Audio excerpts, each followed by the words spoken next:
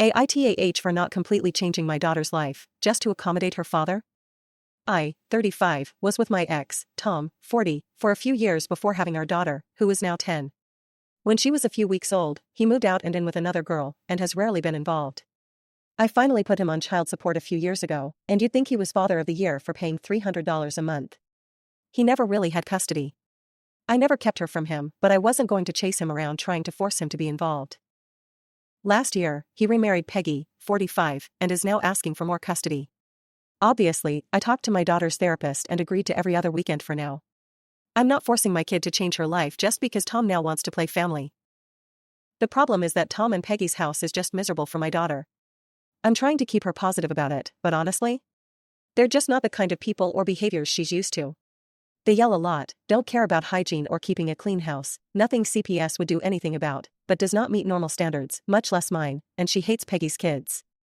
There are 5, but 2 are older and on their own, but she has a son, 17, daughter, 12, and a son my daughter's age, and they're basically feral. Just no supervision over there, always on their phones, so no structure. Oh, and Peggy is an anti-vaxxer, so there's that whole situation.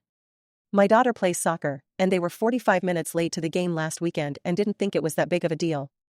She was texting me, freaking out that she'd be late, and when I called Tom, he screamed at me for calling.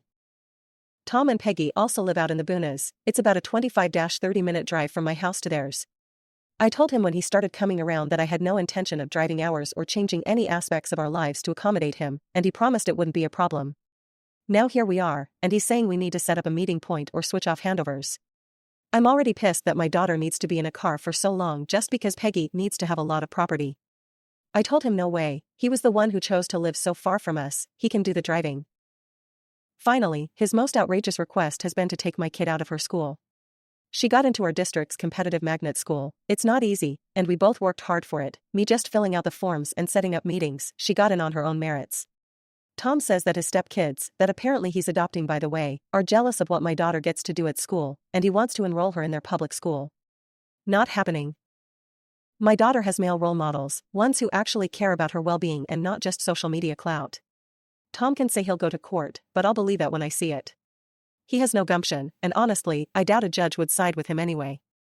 I have always had full custody, have never kept her from him, but need to stick up for my kid, but does that make me the AH?